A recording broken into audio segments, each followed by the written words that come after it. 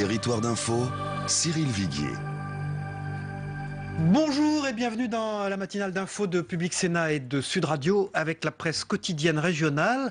Aujourd'hui, notre invité, c'est le maire de Montpellier. Bonjour Philippe Sorel. Bonjour. Vous êtes d'Hiver Gauche et donc maire de la ville de Montpellier. Pour vous interroger aujourd'hui avec moi et à mes côtés, Christophe Bordet de Sud Radio et Michael Zamès de Public Sénat. Bonjour Michael. Bonjour à tous. Philippe Sorel, vous êtes donc maire d'une grande ville de France, un peu loin des appareils politiques. Que vous disent vos administrés du remaniement, de tout ce qui se passe? Est-ce qu'au fond, ce sont des sujets dont on parle à Montpellier? Non, pas vraiment. Pas vraiment. Les remaniements de grands sujets comme la déchéance de nationalité intéressent beaucoup les médias, intéressent le modillon politique, mais finalement assez peu les conversations citoyennes du quotidien. De quoi vous parle-t-il? Il me parle des problèmes de sécurité, il me parle des problèmes de logement, des problèmes d'emploi, du fonctionnement associatif, de la propreté de la ville. Voilà, mais très rarement de sujets comme cela. Michael Zamès. Oui, d'un mot, ça veut dire quelque part que les politiques nationales et nos politiques aujourd'hui sont hors sol?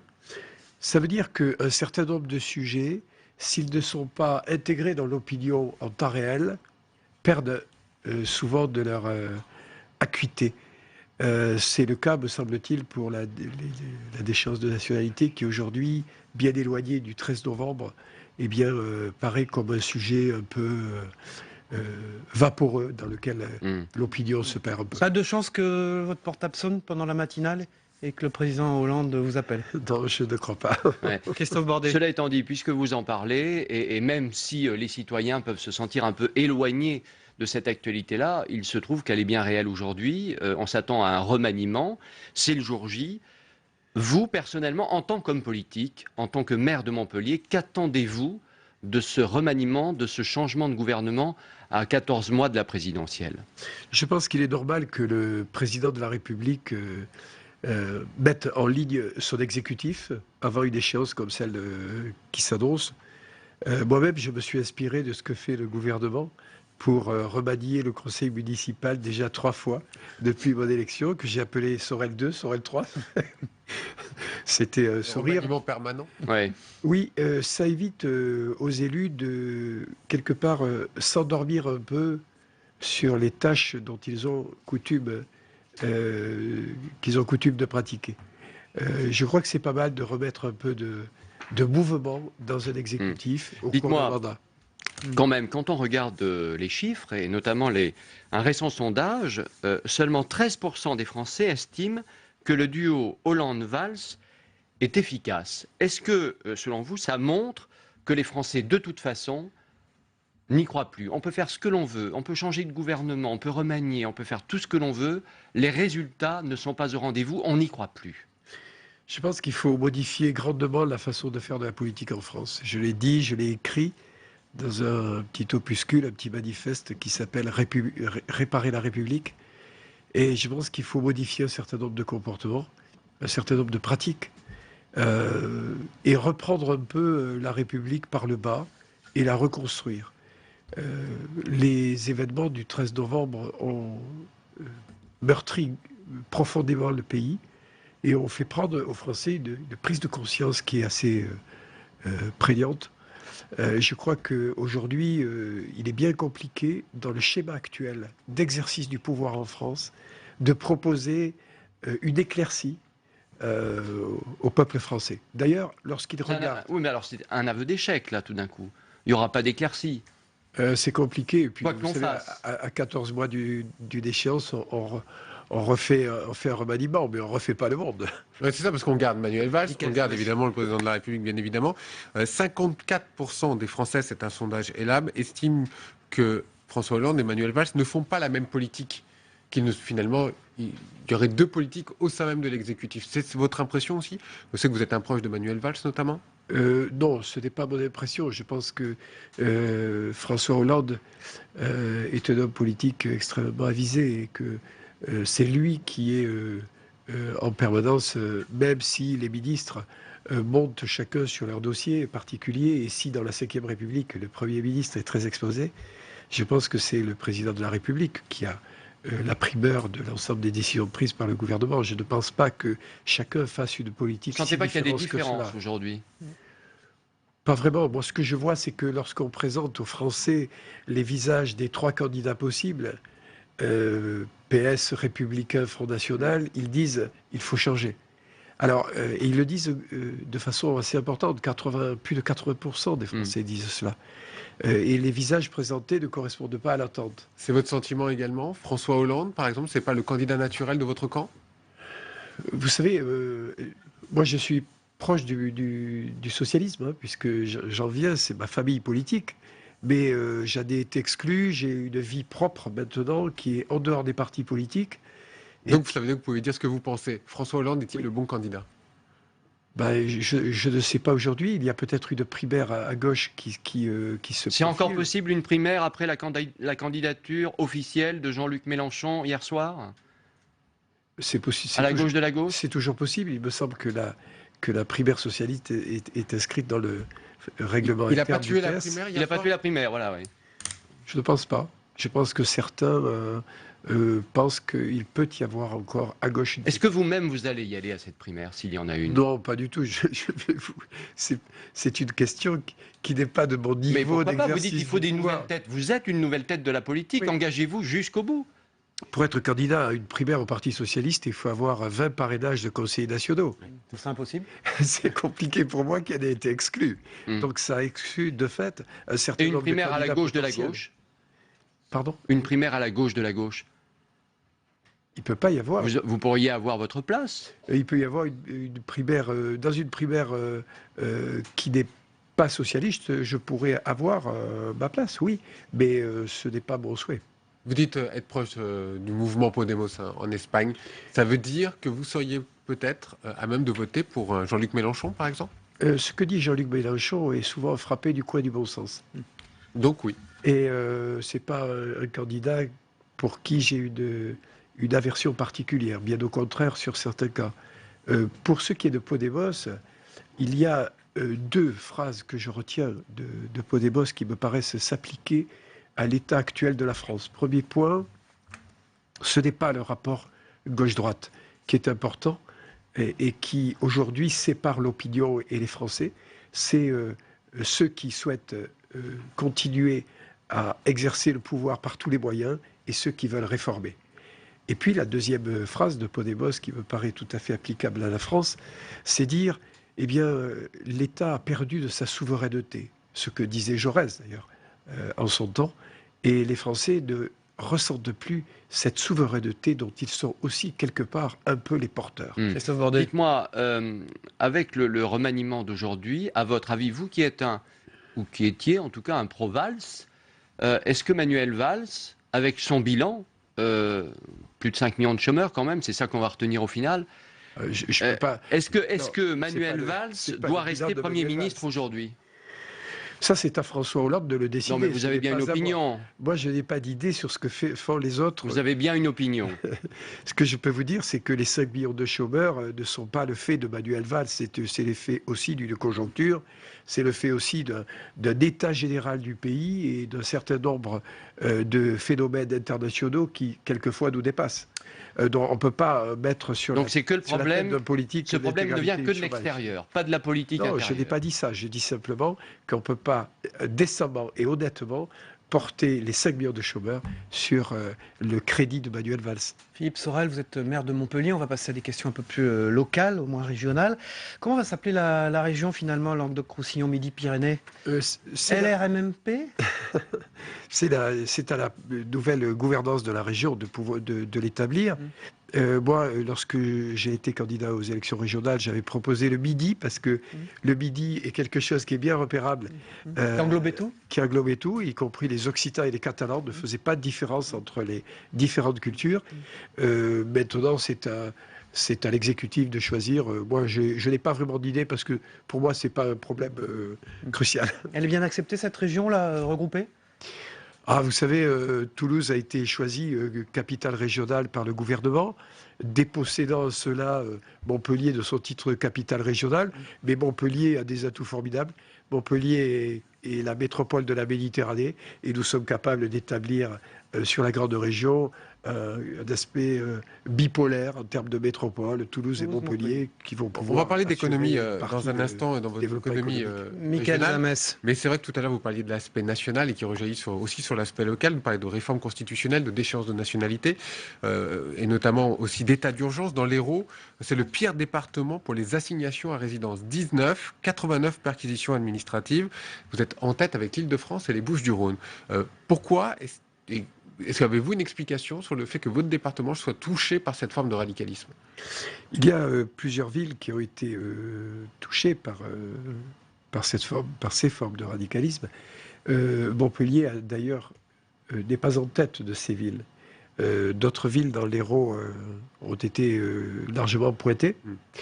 Je crois que le Sud et les villes du Sud ont recueilli un certain nombre de populations qui se sont peu à peu radicalisées. Il y a eu également, je dirais, des confrontations entre les différentes communautés qui ont fait que on en est là aujourd'hui. Moi, à Montpellier, je n'ai pas vraiment ces problèmes-là parce que il y a à Montpellier une forme d'entente globale, de vie en commun qui s'est instaurée, ce qui n'empêche pas d'ailleurs que certains individus se radicalisent. Et cela échappe malheureusement quelquefois au radar des services français. Justement, est-ce que les mesures qui sont prises ou qui sont en train d'être prises aujourd'hui, il y a cette réforme constitutionnelle, il y a la déchéance de nationalité pour ces Français qui se rendraient coupables de crimes contre la France, est-ce que ces mesures, selon vous, maire de Montpellier, sont de nature justement à endiguer ces problématiques ou pas, très clairement? Je pense que... Ou bien est-ce que ça heurte l'humaniste que vous êtes? Non, je crois que le problème n'est même pas celui-là. Je crois que Bernard Cazeneuve a fait une série de propositions qui concernent le renforcement des effectifs de police nationale en France, 8000 qui doivent être recrutés. Un certain nombre important de magistrats doivent être recrutés, des douaniers également, mais aussi des agents de renseignement. Je crois que c'est plutôt là le renforcement. Montpellier demande sa part. J'ai demandé ma part, 25 policiers nationaux. Le ministre Bernard Cazeneuve nous en a accordé 27, mais il en a repris 23 après, qui ont été dispatchés dans d'autres services. Donc voilà, nous attendons toujours les 25 policiers nationaux. Vous dites quoi ce matin? Donnez-nous des policiers, Bien arrêtez sûr. de nous en enlever en parallèle. Enfin, Exactement. Exactement. Michael Et je Zamès. crois que ça, c'est une demande des Montpelliérains. Parce que les circonscriptions de police nationale n'arrêtent pas d'augmenter. Dans les villes du Sud, nous avons un solde migratoire qui est important, c'est-à-dire que nous avons beaucoup d'augmentation de la démographie et nous avons besoin de policiers, d'effectifs de police nationale, en plus de celui qui existe déjà. Moi, je vais vous parler de la ville de Montpellier, de votre municipalité, de la mairie en particulier. Selon un chiffrage qui a été fait par un institut, c'est crédible, 35% de taux d'absentéisme dans la municipalité. Pourquoi? C'est le soleil? Qu'est-ce qui se passe? Facteur Sud. Le véritable chiffre, si on retire les congés de maternité, c'est 14%. Mais effectivement, dans 2 services de la ville, nous sommes à plus de 35% d'absentéisme. Quel service? Un service qui traite de l'action sociale et le service éducation. Et pourquoi? Mais est-ce que vous avez une explication concrète à ce phénomène? Oui, il y a eu c'est l'amoncellement d'un certain nombre de règles dans la fonction publique qui n'ont pas été respectées pour la plupart. Et puis il y a eu des recrutements dits de déprécarisation d'un certain nombre de personnels municipaux qui n'ont pas été suivis d'effets positifs. Je suis en train de reprendre tout cela. Je suis en train de chasser un certain nombre d'emplois dits fantômes. Et oui. il faut recasser tous ces gens. Bien sûr, dans la fonction publique, il faut les recaser, surtout lorsqu'ils n'ont pas de fiche de poste, surtout lorsqu'ils ont pris de mauvaises habitudes, surtout lorsque nous avons un certain nombre d'employés qui ont considéré que le règlement municipal était adaptable. Voilà, il faut les recaser et un certain nombre seront sanctionnés. Donc la fête est finie. La fête est finie. Enfin, elle va un peu continuer parce que j'ai vu que vous alliez signer un accord avec Palerme au printemps, le jumelage. Oui, vous savez, Toulouse, je l'ai dit tout à l'heure, est capitale régionale, Montpellier métropole de la Méditerranée. Il faut renforcer pour Montpellier son aspect méditerranéen. Nous avons 6 villes jumelles, Barcelone, Fès, Tlemcen, Bethléem, Tibériade Et et donc vous avez Kos. choisi Palerme. Et nous choisissons la 7e, Palerme, pour finir le bassin méditerranéen. Et nous avons fait basculer ces jumelages dans le service développement économique de la métropole. Philippe Sorel, à quand la photo avec Pablo Iglesias? J'ai déjà eu de belles photos avec Ada Colau, la maire de Barcelone. C'est prévu cette rencontre, Oui, bien sûr. Sorel-Iglesias? Iglesias non, mais Ada Colau, oui. Vous La maire de vous Barcelone, sentez oui. toujours proche de ce leader de la gauche alternative espagnole? Je me Ou sens, depuis les élections je me ça- sens proche d'un certain nombre de concepts développés par Podemos. Je ne vous dis pas Podemos, mais un certain nombre de concepts qui relèvent un certain nombre de défaillances de l'État. Moi, je suis pour un État plus fort, pour une République plus forte. Parce que cela évite au lobbying de rogner progressivement la souveraineté de l'État. Il faut des politiques plus fortes.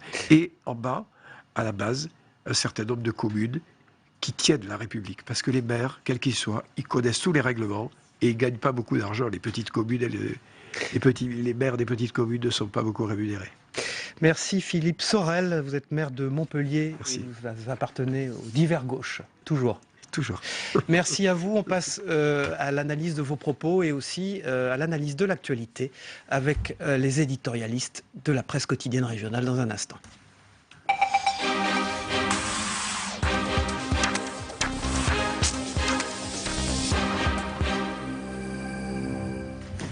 Voilà, bonjour.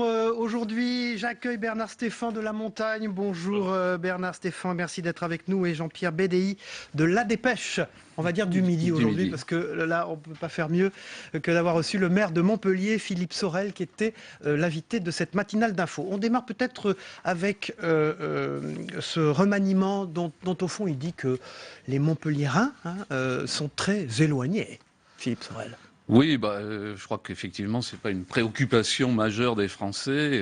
Qui sont plutôt, qui s'inquiètent plutôt du chômage, de leur pouvoir d'achat. Le remaniement leur apparaît comme un geste de gouvernance technique qui, à leurs yeux, n'aura certainement pas, beaucoup d'importance et de traduction concrète dans leur vie et peut-être même dans la politique du gouvernement. Il disait Philippe Sorel qu'au fond, la préoccupation majeure qui arrive en tête, c'est la sécurité et ensuite les problèmes de chômage. Oui, bien sûr. Oui. Tout ce qui touche la vie quotidienne des Français. En même temps, 54% des Français pensent que Manuel Valls et François Hollande ne font pas la même politique. Oui, c'est un peu curieux parce qu'ils font quand même la même politique. Je veux dire, je pense que sur le plan notamment... C'est ce qu'il a dit, Philippe Sorel. Oui, sur le plan économique, il n'y a pas beaucoup de différence entre François Hollande et Manuel Valls. Ce que perçoivent les Français, en confondant peut-être, c'est qu'il y a des différences de tempérament. Mais je pense que sur le fond de la politique, il n'y a pas vraiment de différence.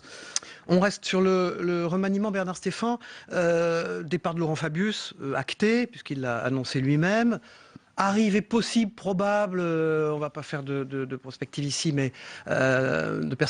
mais Jean-Marc Ayrault pourrait arriver au Quai d'Orsay. C'est un recasage de tous les anciens premiers ministres de la Ve République, le Quai d'Orsay. Oui, un recasage, mais c'est aussi un rassemblement. On est dans la dernière phase du quinquennat, c'est la dernière année. La dernière année, c'est l'année où le président sortant, surtout s'il envisage de se représenter, tente d'organiser un rassemblement.